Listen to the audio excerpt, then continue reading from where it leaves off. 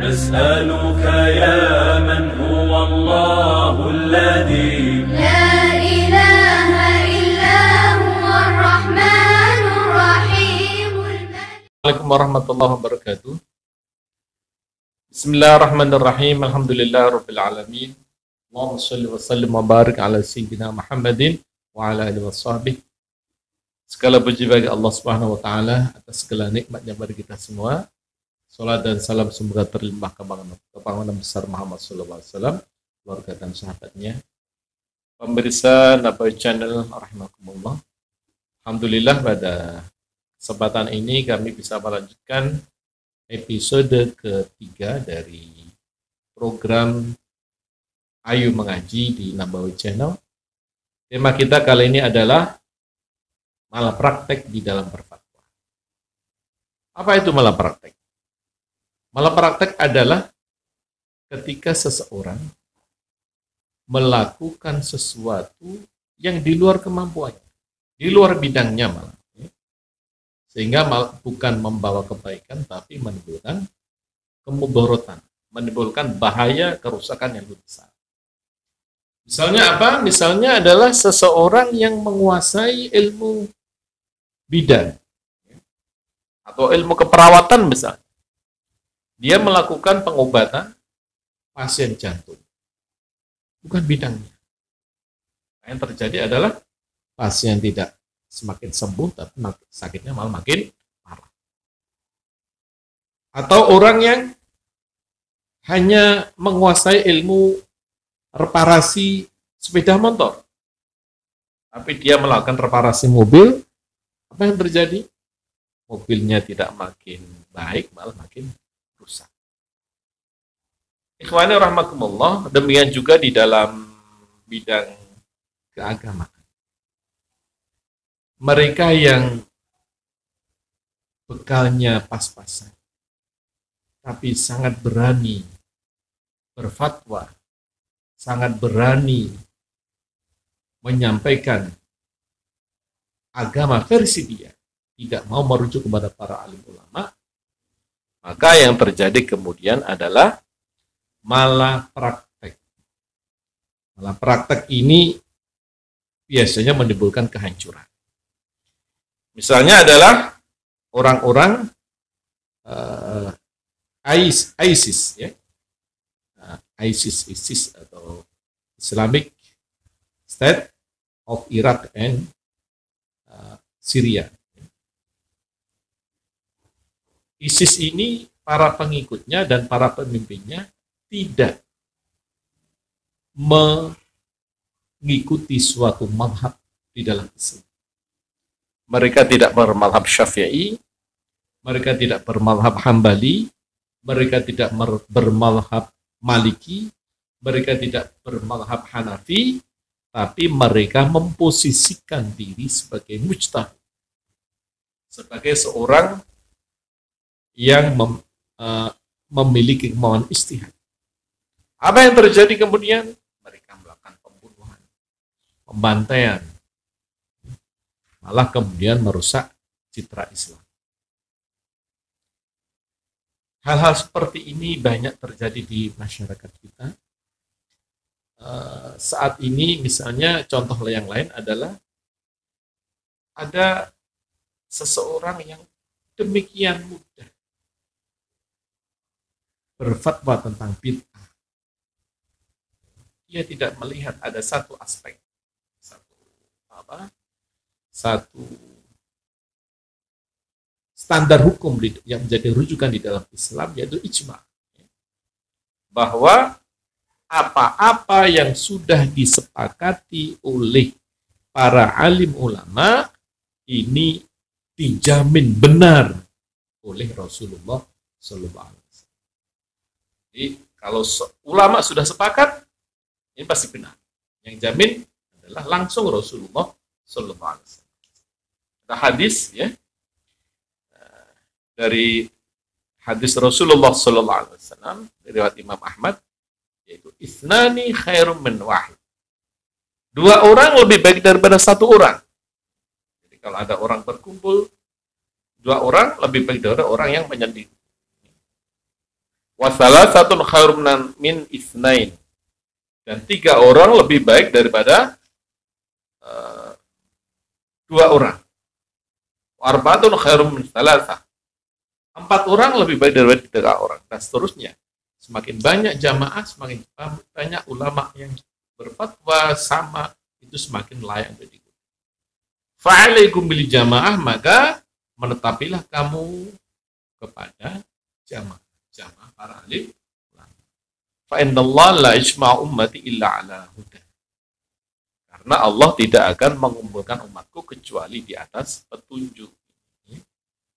Ini hadis riwayat Imam Ahmad dan disahihkan oleh Al-Hafiz As-Suyuti di dalam kitab Al-Jami' As-Shaghir juz 1 halaman 9.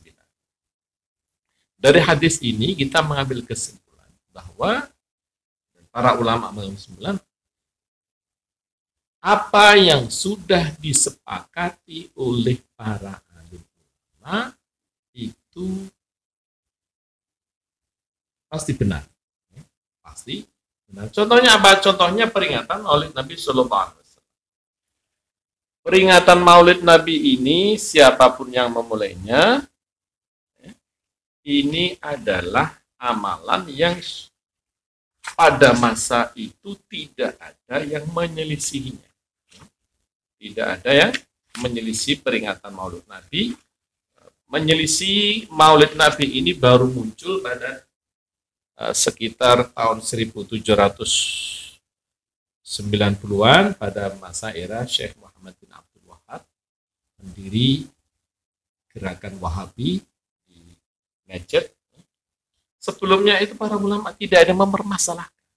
Ini artinya apa? Amalan Maulid Nabi ini adalah amalan yang mencapai tingkat ijma. Tidak ada seorang pun yang menentang. Baik, ini kami sampaikan fatwa dari Ibnu Taimiyah dalam kitab Iqtida'us Shirathil Mustaqim juz 2 halaman 89 di Maktabah Syamilah dikatakan fata'zimul maulid, maka memuliakan hari lahir Nabi, wattikhadhu mausiman, dan menjadikannya sebagai amalan rutin, amalan musiman, qad yaf'alu ba'dun nas, terkadang sebagian manusia melakukannya. Wa yakun lahu fi ajrun 'azim. Nah, ini titiknya di sini. Di dalamnya ada pahala yang besar di husni qasdi, karena baik tujuannya. Ini jelas, ya. Wa ta'zimihi li Rasulillah sallallahu alaihi wasallam, dan karena apa? Mengagungkan, memuliakan Rasulullah sallallahu alaihi wasallam. Ini berutamanya. Ada lagi seorang hafiz. Artinya hafiz ini bukan kaleng-kaleng, ya. Hafiz ini hafal 100.000 hadis minimal plus sanad-sanadnya, yaitu Syekh Al-Hafiz Abu Syamah, lahir pada tahun 1202 Masehi, wafat tahun 1267 Masehi. Dalam kitab beliau, ya, beliau mengatakan wa min ahsani mabtudi'a fi zamanina, dan di antara yang terbaik, hal-hal yang baik yang dibuat di zaman kita ini adalah makana yuf'alu bi madinati Irbil, apa yang dilakukan di kota Irbil, kota di mana pertama kali Maulid dilaksanakan. Jabarallah, semoga Allah menambal kurangannya, fil yaum al-muwaffaq li yaumi maulidin Nabi sallallahu alaihi wasallam, di hari di mana yang menepati kelahiran Rasulullah sallallahu alaihi wasallam. Minas sedaqat, apa yang dilakukan? Memperbanyak sedekah, tasyakuran, wal ma'ruf, melakukan kebaikan-kebaikan, wa azhar zina was surur, menampakkan hiasan kota, ya, kebahagiaan, ya. Fa inna dzalika ma'afi min al-ihsan ila al-fuqara, maka hal ini, Maulid Nabi dengan sedekah, dengan menampakkan kegembiraan itu, di samping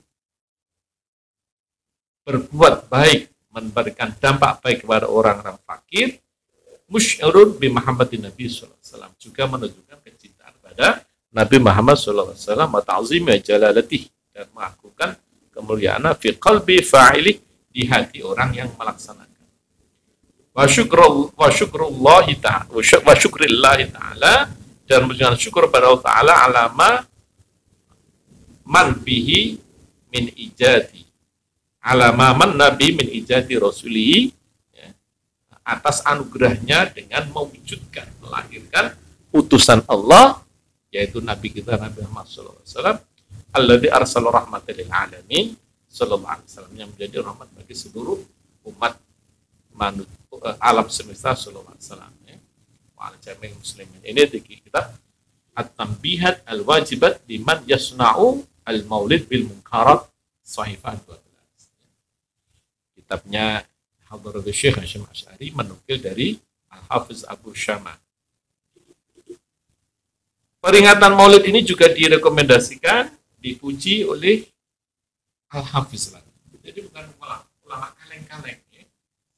Seorang Hafiz hadis, mufassir dari tafsir Imam Ibnu Katsir rahimahullah taala, ketika beliau mengomentari tentang Al-Malik Al-Muzaffar, orang yang pertama kali mencetuskan Maulid di kota Irbil, beliau mengatakan Al-Malik Al-Muzaffar Abu Sa'id Kaukabri Ibnu Zainuddin Ali bin Tabak Takin Ahadul Ajwad Wasadatil Kubara, ya. Malik Al-Muzaffar, ya, adalah salah satu di antara orang-orang yang paling baik dan atau yang paling pemurah, ya, di antara Wasadatil Kubara, dan di antara pemimpin yang agung, wal muluk al amjad, dan di antara raja-raja yang mulia, ya. Kemudian kita lanjutkan langsung ke titik permasalahan. Wa kana ya'malu al-maulid asy-syarif fi Rabiul Awal. Beliau mengadakan peringatan Maulid pada bulan Rabiul Awal, yahtaflu bi ihtifalan hailan, dan beliau menyelenggarakan ihtifal, perayaan yang besar. Jadi Imam Ibnu Katsir tidak mengomentari bahwa ini adalah bid'ah. Ini hafiz hadis. Mungkin Anda ada yang mengatakan, loh, orang tidak dilihat dari dalilnya, tidak dilihat dari orang yang lihat dalilnya. Dalilnya ya ijma itu, maka kami katakan. Semua ulama sudah sepakat, coba Anda tunjukkan siapa orang yang mengharamkan Maulid Nabi di kalangan para hufazul hadis selain Muhammad bin Abdul Wahab atau sebelum Muhammad bin Abdul Wahab. Nggak ada. Para ikhwani rahimakumullah, ini contoh malah praktek dalam berfatwa. Orang yang belum mencapai kapasitas keilmuan, dia memaksakan diri untuk berfatwa. Ini berbahaya. Ada lagi kelompok liberal yang berfatwa bahwa rambut bukan aurat bagi wanita. Dari mana ini? Semua mazhab 4,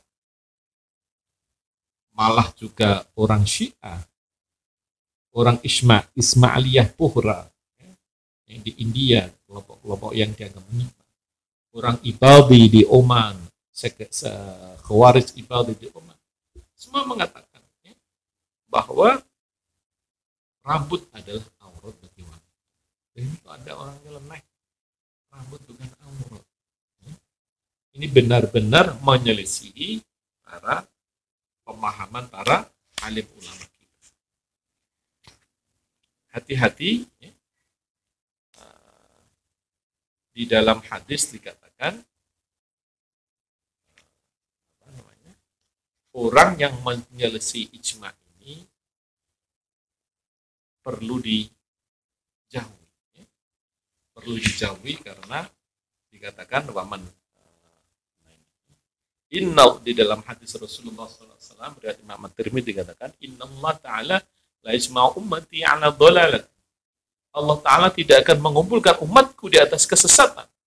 Wa yadullu 'alal jamaah, dan tangan Allah atau rahmat Allah di atas jamaah, kumpulan orang-orang Islam. Yang terakhir adalah waman syadda ila nar.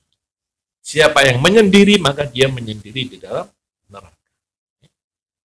Ini fatwa yang menyimpang. Karena itu para yang dirahmati Allah SWT, para pendengar sekalian, hati-hati dengan orang-orang yang memiliki pemahaman yang berbeda dengan mayoritas para alim ulama.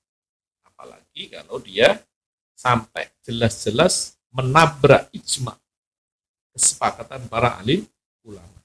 Ini berarti orang ini telah melakukan malah praktek. Di dalam hadis riwayat Imam Bukhari, hadis ke 6575 dikatakan, "Idza usnida al-amru ila ghairi ahlihi fantaziris sa'ah." Ketika suatu urusan diserahkan pada orang yang bukan ahlinya, maka tunggulah saat kehancurannya. Jadi orang nggak ngerti, bukan hufazul hadis, bukan ahli hadis, ya.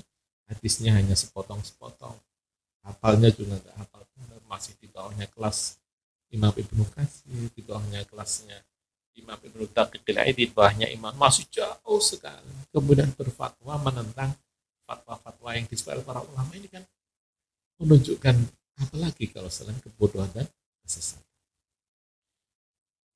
Jamaah rahimakumullah yang dirahmati Allah Subhanahu wa taala. Karena itu sekali lagi bagi teman-teman yang gemar berfatwa, mari hati-hatilah. Kalau Anda memang belum memiliki kapasitas, belum layak secara keilmuan berupa para alim ulama, ikuti saja ulama yang sudah ada. Ikutlah pada fatwa Imam Nawawi, ikutlah fatwa Imam Ar-Rafi'i, ikutlah fatwa Imam Ibnu Hajar Al-Haytami, Ibnu Hajar Al-Asqalani, dan seterusnya. Ikutilah imam-imam yang sudah disepakati oleh para ulama kepakarannya. Jangan mengikuti orang-orang yang masih diperselisihkan. Diperselisihkan gimana? Menurut golongan A ini adalah muhaddis abad ini. Menurut golongan B dia bukan ahli hadis sama sekali. Dia orang yang ngawur. Enggak usah ikuti orang yang diperselisihkan. Nah, kita ikuti orang yang sudah disepakati kesolehannya, kezuhudannya, kepakarannya oleh para ulama. Hadirin dirahmati Allah SWT, para jamaah, mungkin demikian dulu yang bisa kami sampaikan. Semoga membawa ilmu yang manfaat, barakah di dunia dan akhirat. Terima kasih. Billahi taufiq wal hidayah. Wassalamualaikum warahmatullahi wabarakatuh.